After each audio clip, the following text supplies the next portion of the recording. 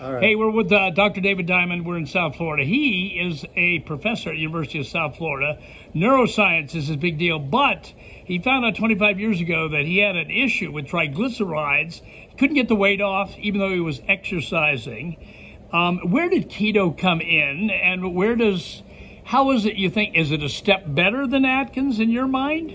So understand something. The ketogenic diet has been an official diet for the treatment of epilepsy for a century.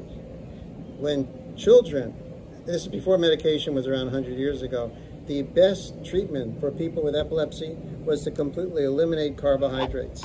And that can completely eliminate seizures. And it's been known for centuries that high blood sugar is associated with more seizures. But it seems to be considered a kind of more humane sort of Atkins kind of thing. It allows you to have what, some fruits and vegetables? Well, so first let's understand, keto means that you are eating so little carbohydrates, typically 10, 20 grams in a day, which is less than a half a slice of bread, quarter slice of bread, almost no fruit, a few berries, a few strawberries, and that's it.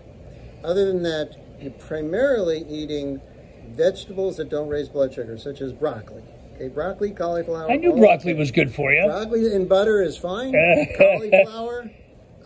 But the vegetable you cannot eat is potato. Oh, eating potato is like candy. Well, that's out in Atkins, too. You can't have that either. That's right. All right, so but help me out. Well, let me just tell you. In keto, so you must have blood sugar. If your blood sugar goes to zero, you die. So the body must have blood sugar. You just don't have to eat it. And the way the body makes blood sugar is it converts proteins into sugar. So you don't need to eat any sugar to be able to have normal blood sugar. And that's what it happens on a ketogenic diet.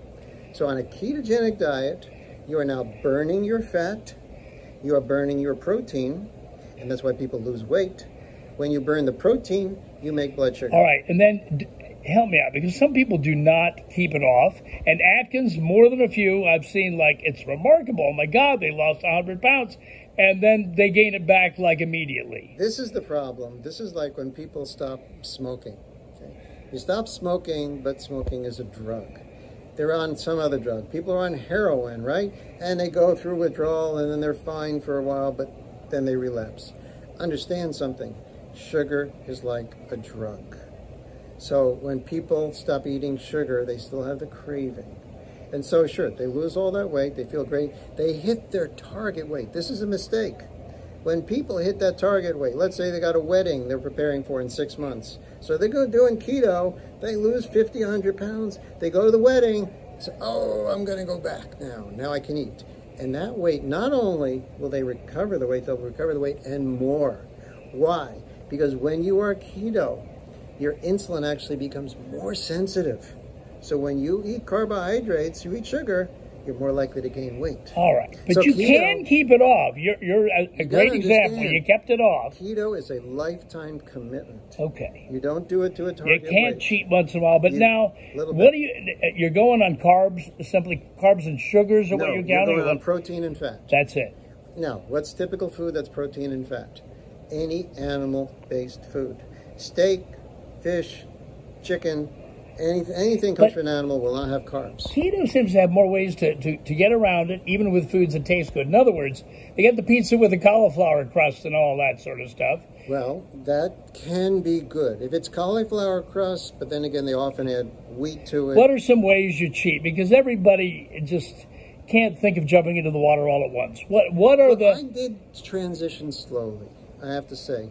I cut back from eating lots of bread to less bread. And you can have... Now, let's be clear. You don't have to be keto to be healthy. You don't have to completely eliminate carbs. I actually live sort of what I call a carb budget. I allow myself 50 to 100 grams a day of carbs. Okay. Which is not keto. All right. Worst you cheat in a week? What is... or in a month or something like that? Now, here you are at a celebration, okay? Yeah. You got to... Did you notice I only had a plate of meat today? I had a plate full of meat. Yeah, he did. He had the pastrami. No dessert, no bread. Right. And I feel This is why he looks the way he looks. That's right. Now, here is the problem. By the way, I do cheat. Last night I had some dessert, which was phenomenal. Well, now where does that leave booze and wines and stuff? Those are kind of out. There is sugar. Yeah, wine. There is sugar in wine. There's sugar in alcohol. It's hard to be keto if a person can drink a lot of alcohol. So now, here is the biggest problem. A lot of times when people go keto or even just low carb, what will happen? Their cholesterol goes up. And their cardiologist will say, you got to go off this diet. It's going to give you a heart attack. All right. So last question. Okay.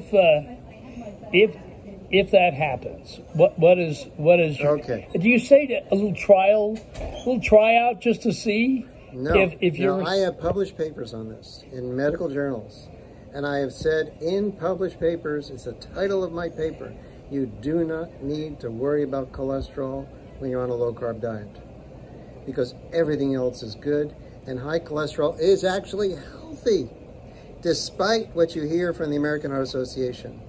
Now, I'll give you a phrase. I call the American Heart Association the greatest shill organization, the greatest prostitution organization in the world. They don't sell sex, they sell their integrity. Wow.